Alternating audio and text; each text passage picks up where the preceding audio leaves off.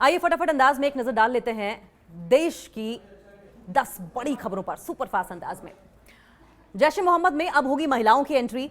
Operation सिंदूर में बर्बाद होने के बाद मसूद अजहर की ये नई चाल मानी जा रही है। भारत के खिलाफ आतंकी हमले की साजिश रचने वाले जैश ए मोहम्मद यानी कि जेईएम एक बार फिर अपनी सक्रियता बढ़ाने की कोशिश में लगा हुआ है।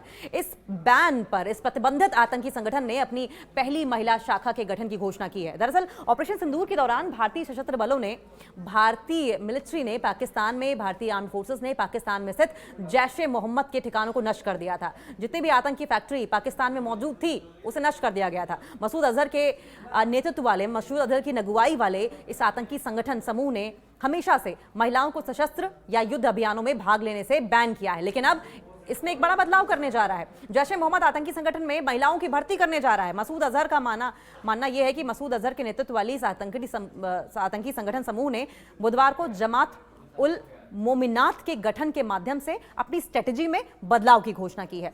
इससे पहले यह आतंकी संगठन महिलाओं की भर्ती की अनुमति नहीं देता था, महिलाओं को अलाउ नहीं करता था। अब बताया यह भी जा रहा है कि इस बैन आतंकी संगठन इस बैन टेररिस्ट ऑर्गेनाइजेशन में महिलाओं की भर्ती बहावलपुर स्थित मरकज उस्मान ओ अली से शुरू कर दी गई है।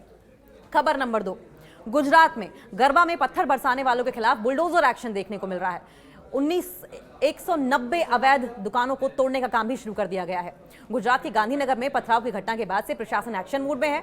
बहियाल गांव में तोड़फोड़ अभियान जारी है। प्रशासन द्वारा आज सुबह से ही गांव के मेन रूट पर मुख्य मार्ग पर इलीगल तरीके से बनाए गए तटबंधों को तोड़ने की कार्रवाई लगातार जारी है। दरअसल यूपी के कानपुर में आई लव मोहम्मद लिखे बैनर लगाए गए थे और इस तरह के बैनर सोशल मीडिया पर पोस्ट किए जा रहे थे और इसी दौरान बहियाल गांव के एक हिंदू युवक ने इस सोशल मीडिया पोस्ट पर टिप्पणी करते हुए इसके चलते बहियाल गांव के मुस्लिम भड़क गए और उस युवक की दुकान और आसपास की दुकानों में तोड़फोड़ करनी शुरू कर दी। इस दौरान मुस्लिम युवकों ने भी आग लगा दी वहां पर और इसके बाद वे वहां पर भी चले गए जहां नवरात्रि गरबा खेला जा रहा था। यहां पहुंचकर पथराव किया गया जिसके कारण माहौल जो था वो टेंस्ड हो गया और फिर 190 कब्जेदारों को नोटिस दिया गया। इस घटना के बाद प्रशासन ने करीब 190 अवैध कब्जेदारों को नोटिस जारी कर दिया है। उन्हें 2 दिनों के भीतर कंस्ट्रक्शन पर निर्माण संबंधित जो दस्तावेज हैं, जो लीगल डॉक्यूमेंट्स हैं, उन्हें दिखाने को कहा है।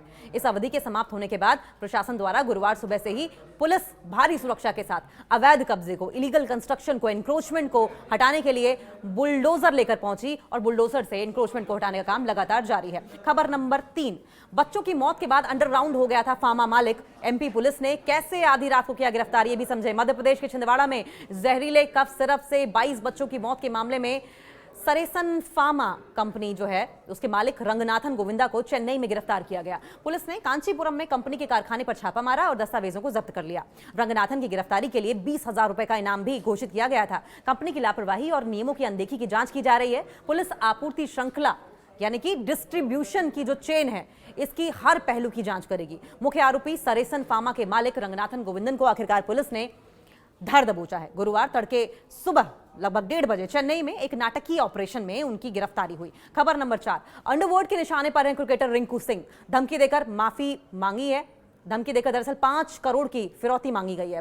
भारतीय क्रिकेट टीम के चमकते सितारे रिंकू सिंह को 5 करोड़ रुपए की फिरौती की धमकी मिली है। मुंबई क्राइम ब्रांच के अनुसार यह धमकी किसी और ने नहीं बल्कि अंडरवर्ल्ड दाऊद इब्राहिम के गैंग डी कंपनी की तरफ से भेजी गई है। रिंकू की टीम को मिले धमकी भरे मैसेज के मुताबिक जानकारी मिल रही है कि जानकारी के मुताबिक ये धमकी भरे मैसेज सीधे रिंकू को नहीं बल्कि उनकी प्रोफेशनल टीम को भेजे गए थे।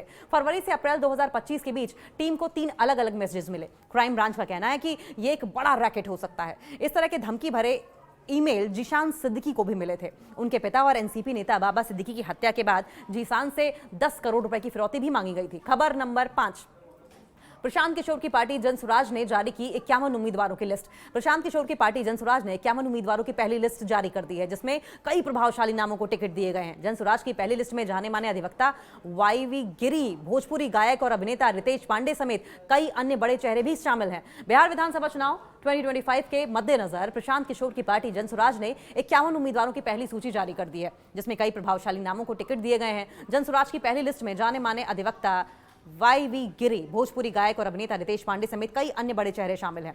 जनसुराज की प्रेस कॉन्फ्रेंस के दौरान प्रदेश अध्यक्ष मनोज भारती ने कहा है कि हम लोगों की पार्टी ने सबसे पहले लिस्ट जारी करने का निर्णय लिया। जनसुराज अच्छे लोगों की पार्टी है और लिस्ट देखकर आप भी कहेंगे कि हमने अच्छे लोगों को मौका दिया है। खबर नंबर 6, कांसीराम को सांसद किसने बनाया, सांठगांठ किससे है, सवाल ये किसने पूछा। मायावती के हमले पर अखिलेश यादव का दरअसल ये जवाबी हमला था। अखिलेश यादव ने कहा कि कांसीराम की प्रतिमा बीएसपी के अलावा मैंने ही लगवाई, पार्कों और स्मारकों का रखरखाव भी मैंने ही सुनिश्चित किया। एक बार एयरपोर्ट से जाते समय देखा और पाया कि वहां लगे खजूर के पेड़ सूख गए थे तो मैंने ही नए पेड़ लगवाए। बहुजन समाजवादी पार्टी यानी कि बीएसपी की महारैली के बाद समाजवादी पार्टी प्रमुख अखिलेश यादव ने प्रेस कॉन्फ्रेंस करके मायावती के आरोपों पर अपनी राय दी है। मायावती ने कांसीराम स्मारक स्थल की देखरेख और रखरखाव को लेकर तत्कालीन सपा की सरकार पर निशाना साधा तो अखिलेश यादव ने कहा कि अब आप समझ लीजिए कि सांठगांठ किससे है। उन्होंने कहा कि हमारी सरकार में कांसीराम स्मारक स्थल पर कई तरह के पेड़ लगाए गए, हमने एलडीए को बाकायदा इसके रखरखाव के आदेश दिए, लेकिन आज स्मारक के पत्थर काले पड़ गए हैं। यही नहीं, अखिलेश यादव ने कहा कि हमारे मोहनलालगंज के सांसद आर.के. चौधरी ने बताया कि कैसे कांसीराम को नेता यानी कि मुलायम सिंह यादव और हम लोगों ने मिलकर सांसद बनाया था। उन्होंने पूरे यूपी में एक ही फेज में चुनाव कराए जाने की मांग भी रखी थी। खबर नंबर 7, यूपी की जेलों में बंद महिलाओं के लिए करवा चौथ पर किए गए हैं खास इंतजाम।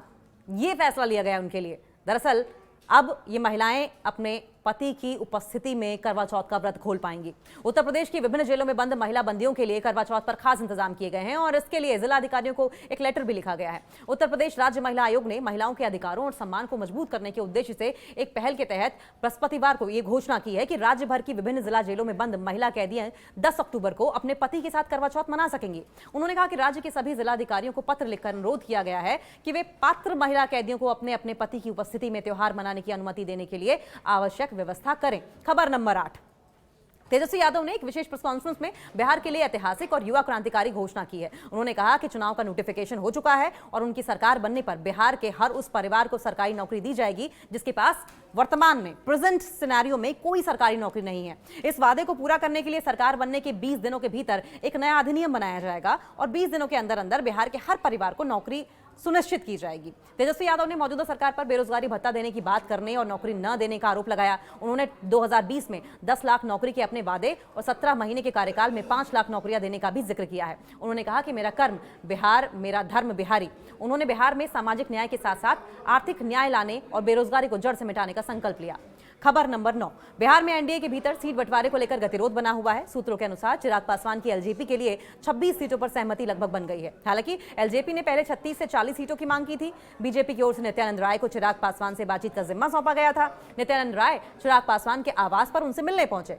उन्होंने चिराग पासवान उनके आने से पहले ही घर से निकल गए। चिराग पासवान ने मीडिया से कहा कि जब तक मैं मंत्री हूं तब तक मेरे पास मंत्रालय की जिम्मेदारी है। नित्यानंद राय ने चिराग पासवान की माता रीना पासवान से मुलाकात की। बाद में नित्यानंद राय ने मीडिया से कहा कि वे आशीर्वाद लेने आए थे और चिराग पासवान की नाराजगी की बात को खारिज किया।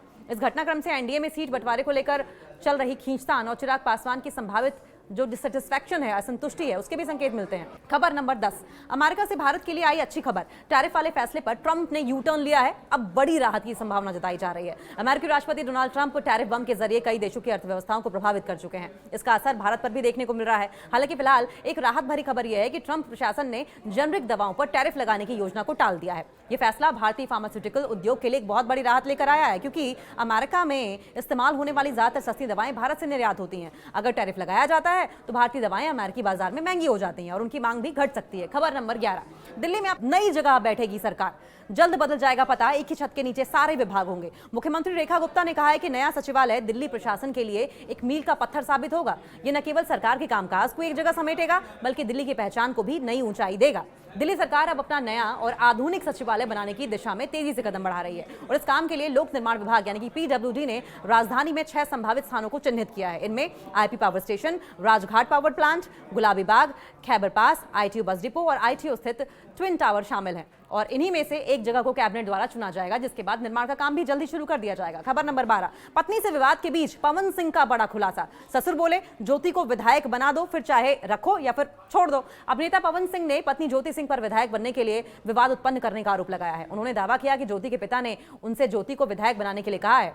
प्रेस कॉन्फ्रेंस में पवन सिंह ने बड़ा दावा करते हुए ज्योति के पिताजी ने कहा कि आप ज्योति को विधायिका बना दीजिए और उसके बाद आपको कुछ करने की जरूरत नहीं है, चाहे उसको रखो या फिर छोड़ दो। ये दावा करते हुए पवन सिंह बोले कि ज्योति जी आप इतना तो नीचे मत गिरिए, विधायक बनने के लिए आप इस हद तक गिर सकती हैं, इसकी उम्मीद नहीं थी। पवन सिंह ने यह भी दावा किया कि उन्होंने ज्योति सिंह के पिता से कहा कि वो मर्यादा से बाहर नहीं जा सकते, उनके माँ बाप के दिए हुए संस्कार को गलत साबित नहीं कर सकते और इसलिए उन्होंने ज्योति सिंह के पिता की बात को ठुकरा दिया। खबर नंबर 13, मैं छोटा सा आदमी हूं, शाहरुख खान से साथ दुश्मनी पर समीर वानखेड़े ने अपनी चुप्पी तोड़ी है। बोले हैं कि सब बकवास है। नारकोटिक्स कंट्रोल ब्यूरो यानी कि एनसीबी के पूर्व अधिकारी समीर वानखेड़े ने शाहरुख खान के साथ किसी तरह की निजी दुश्मनी होने की अटकलों को खारिज करते हुए साफ किया है कि उन्होंने कहा कि Netflix series bads of the Bollywood के खिलाफ दायर मानहानि की याचिका उनकी प्रतिष्ठा का सवाल है, ना कि कोई व्यक्तिगत दुश्मनी। वानखेड़े ने दावा किया कि शो में उनके किरदार को बदनाम करने वाला दिखाया गया है, इसलिए उन्होंने ये कदम उठाया। समीर वानखेड़े ने शाहरुख खान के साथ व्यक्तिगत दुश्मनी के बारे में अटकलों को संबोधित करते हुए एचटी सिटी से बातचीत करते हुए कहा